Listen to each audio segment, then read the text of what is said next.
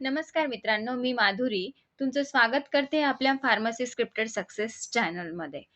तर आजचा नवीन व्हिडिओ मी खास तुमच्यासाठी घेऊन आले. तर आपला व्हिडिओचा मेन मुद्दा असणार आहे, की डी फार्मसी कोर्सची प्रवेश प्रक्रिया झाल्यानंतर आपण ॲडमिशन घेतल्यानंतर अभ्यास कसा करायचा?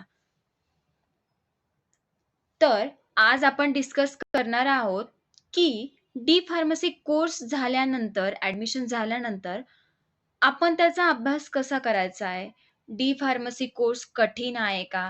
त्याचा वेळेवर अभ्यास कसा करावा? पार्ट टाईम जॉब करत आहात म्हणून वेळ मिळत नाहीये, हाउसवाईफ आहे, मला जसं इंग्लिश समजत नाही, अभ्यास सोडून खूप दिवस झालेत. या सगळ्या गोष्टी आज आपण याच्यात डिस्कस करणार आहोत. तर पहिला पॉइंट आहे, की डी फार्मसी कोर्स कठीण आहे का? ऑब्व्हियसली डी फार्मसी कोर्स हा कठीण आहे. मी सांगत नाही, की हा कोर्स सोपा आहे. जर मी असं सांगितलं, की हा कोर्स सोपा आहे, तर कसं होतं, की प्रत्येकाची ह्युमन टेंडन्सी असते, की जी गोष्ट ईझीएस्ट असते, त्या गोष्टीकडे आपण थोडंसं वेटेज कमी देत असतो. म्हणून हा कोर्स डिस्क्राईब करताना मी सांगणार नाही, की तो खूप सारा अवघड पण आहे आणि खूप सारा सोपा पण आहे. डी फार्मसी कोर्सला ॲडमिशन घेतल्यानंतर आपल्याला अभ्यासाची गरज असणार आहे.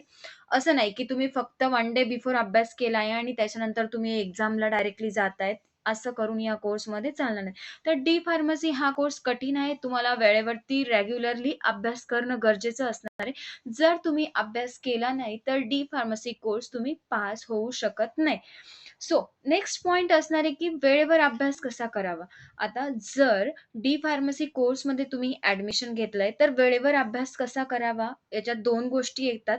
एक तर म्हणजे, की जेव्हा एक्झाम असणार आहे, तेव्हा ती एक वेळ म्हणजे त्या वेळेवर कसा अभ्यास करावा? आणि एक अजून रेग्युलर गोष्ट असणार आहे, की जेव्हा तुमचं रेग्युलर शेड्यूल चालू असेल, जे रेग्युलर शेड्यूल तुमचं रोज होत असेल, त्याचा वेळेवर अभ्यास कसा करावा? या 2 गोष्टी या पॉइंटमध्ये डिस्क्राईब होतात. तर जी पहिली गोष्ट असणार आहे, की जेव्हा एक्झाम असणार आहे, त्याच्या आधी तुम्ही काहीच अभ्यास केलेला नसेल, तर वेळेवर अभ्यास कसा करावा? जे काही पॉइंट तुमचे सिलेबसमध्ये डिस्कस केलेले असतील, ते पॉइंटमधून ज्या काही इम्पोर्टंट गोष्टी असतील, आधी प्रेफरन्स त्यांना द्यावा आणि मग नंतर जो काही बाकीचा उरलेला सिलेबस असेल, त्या सिलेबसवर तुम्ही फोकस करावं. या पद्धतीने तुम्ही एक्झामच्या दृष्टीने वेळेवर अभ्यास करू शकतात. मग वेळेवर अभ्यास करण्यासाठी तुम्हाला काही बॅक क्वेशन पेपर्स रिक्वायर्ड असणार आहे, की जे समर्स आणि विंटर्समध्ये एम-एस-बी-टी कडून जे आपल्याला क्वेशन्स पेपर्स येत असतात, त्यांच्या अनुषंगाने थोडाफार अभ्यास तुम्ही एक्झामसाठी करू शकताय आणि नंतर जो काही बाकीचा सिलेबस असेल त्याच्यावर पण तुम्हाला अभ्यास करायचा आहे.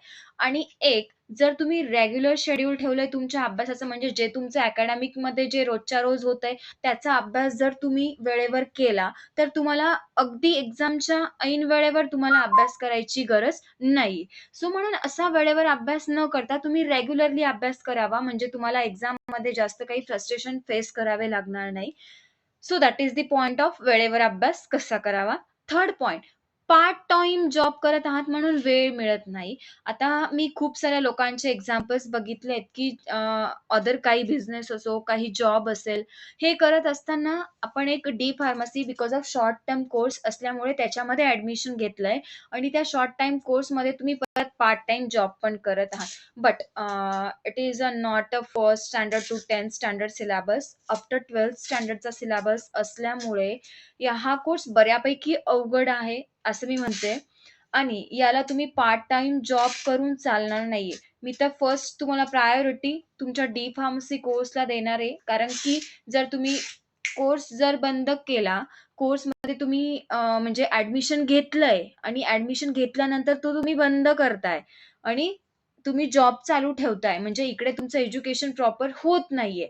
तर मी या गोष्टीसाठी प्रायोरिटी तुम्हाला द्यायला नाही सांगणार. मी तुम्हाला सांगेल, की जॉबपेक्षा तुम्ही प्रायोरिटी फर्स्ट तुमच्या डी फार्मसीच्या कोर्सला द्यावी. म्हणजे तुम्हाला योग्य ते एज्युकेशन पण मिळेल आणि जे काही तुम्ही करणार आहे त्याच्यामध्ये तुम्हाला खूप हार्ड पॉइंट पण फेस करायला लागणार नाही.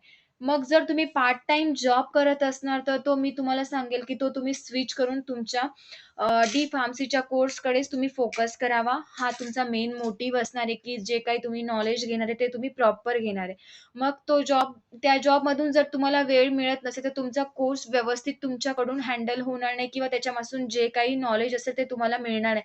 म्हणून part time job may be तुम्ही सोडून देणं गरजेचं असणार आहे आणि मगच तुम्ही फार्मसी कोर्स जो डिप्लोमा कोर्स असेल, त्याचं तुम्हाला proper knowledge plus proper education पण मिळू शकतंय. नंतरचा पॉइंट असणार आहे, की मी हाउसवाईफ आहे. आता हाउसवाईफ हा प्रश्न आल्यानंतर मला असं जाणवून येतं, की जर न्यूक्लिअर फॅमिली असेल, तर आपण ॲट थोडाफार वेळ अभ्यासाला देऊ शकता because of lots of responsibility in womens. Then नंतर जर तुमची कंबाईन फॅमिली असेल, तर कंबाईन फॅमिलीमधून सगळ्या गोष्टींना वेळ देऊन अभ्यासासाठी वेळ काढणं हे खूप गरजेचं असणार आहे. हे एक व्हॅलिड रिझन असू शकतं, की हाउसवाईफ असल्यानंतर थोडासा वेळ आपल्याला अभ्यासासाठी कमी मिळतो. बट अभ्यास करणं गरजेचं असणार आहे. डी-फार्मसी कोर्सला ॲडमिशन घेतलंय म्हणजे तुम्हाला फोकस तर करावाच लागणार आहे. So first also priority gives to our D pharmacy course. Next point असणार आहे, की जसं की काही लोकांचा प्रश्न असतो, की मला इंग्लिश समजत नाही. मग जो काही पेपर आपल्याला लिहायचा, तो रायटिंग करायचा, तो पेपर इंग्लिशमधूनच लिहायला लागतो. म्हणजे तुम्हाला जे काही सिलेबस असेल तो तुमचा इंग्लिशमधूनच असणार आहे. कारण की तुम्हाला पेपर इंग्लिशमधून लिहायचा आहे. मग अशा वेळेस जर इंग्लिश समजत नाही, बेसिक इंग्लिश तर येत असणार आहे. मी असं कन्सिडर करते, की म्हणजे 12th नंतरचा कोर्स आहे म्हणजे 12th पर्यंत तुम्हाला मी एक्सेप्ट करते, की फक्त बेसिक इंग्लिश येत असेल. मग बेसिक इंग्लिश नंतर तुम्हाला खूप जास्त मग करावं लागणार आहे. म्हणजे जे काही तुमचा पॅटर्न असेल, सिलेबस असेल, त्याच्यामध्ये ज्या काही क्वेरीज असतील, डाउट्स असतील, जे काही तुम्हाला समजत नसेल, ते एकदम तळाशी जाऊन म्हणजे की बाजूला डिक्शनरी ठेवायची आहे आणि नंतर तुम्हाला तुमचं बुक जे काही असेल ते म्हणजे प्रत्येक शब्दाचा मीनिंग तुम्हाला मराठीत काय होतोय, मराठी झाल्यानंतर तुम्हाला ते बेसिक नॉलेज घ्यायचं आणि ती कन्सेप्ट पूर्णपणे क्लिअर करायची आहे. पण असं टाळून चालणार नाही, की मला इंग्लिश येतच नाहीये म्हणून मग मी कोर्स जो काही असेल तो त्याच्यामध्ये इन्व्हॉल्व होत नाही किंवा मग मी फेल झालो तरी चालेल, हे आन्सर आपल्याला देऊन चालणार नाही. जर आता आपण पाण्यात उडी टाकली, तर आपल्याला पोहायला पण शिकावं लागणार आहे. मग इंग्लिश समजत नाही हे आन्सर देऊन चालणार नाही. तर जी काही गोष्ट असेल, जी काही कन्सेप्ट असेल, ज्या काही डेफिनेशन्स असतील, जे काही स्ट्रक्चर्स असतील, ते डीपली जाऊन जास्त वेळ देऊन तुम्हाला ते प्रॅक्टिस करून त्याचा अभ्यास करावा लागेल आणि मग तुम्ही एक्झाम हँडल व्यवस्थित करू शकताय. नेक्स्ट पॉइंट असणार आहे की मला अभ्यास सोडून खूप दिवस झालेत. जे काही डिप्लोमा कोर्सचा जो टाईम ड्युरेशन आहे, हा टाईम ड्युरेशन 2 इयर्सचा आहे. मग यामध्ये काय होतं, की खूप साऱ्या म्हणजे निअर अबाउट एखाद्या वर्षामध्ये 3-4 लोकं असे असतात, की त्यांना कॉलेज सोडून म्हणजे त्यांचं जे काही 11th-12th असेल, ते झाल्यानंतर त्यांच्यामध्ये गॅप गेलेला असतो आणि मग नंतर ते ॲडमिशन म्हणजे डी-फार्मसीच्या कोर्सला ॲडमिशन घेत असतात. मग थोडीशी लिंक तुटलेली असते आणि अशा वेळेस मग थोडंसं जम्बलिंग होणं, अभ्यासाचं बर्डन येणं, या साऱ्या गोष्टी माणूस फेस करणार आहे. पण मग अशा वेळेस न घाबरता तुम्ही जो काही अभ्यास असेल त्याला जास्त वेळ देऊन आणि तो तुम्ही जे काही तुम्ही कोर्सला ॲडमिशन घेतलंय तो कोर्स तुम्ही प्रॉपरपणे घेऊ शकतायत. तर आजचे आपले आपण पॉइंट डिस्कस केलेत, की डी-फार्मसी कोर्स कठीण आहे. नंतर वेळेवर अभ्यास कसा करावा, पार्ट टाईम जॉब करावा की करू नये? मग त्याच्यामधून वेळ मिळत नाही, मग त्याला ऑप्शन काय असणार आहे? किंवा हाउसवाईफ आहे, तर मी अभ्यास कसा करावा? नंतर असणार आहे, की जसं मला इंग्लिश समजत नाहीये, अभ्यास सोडून खूप दिवस झालेत, मग अभ्यास कसा करावा? ह्या सगळ्या गोष्टी आपण डिस्कस केल्या आहेत.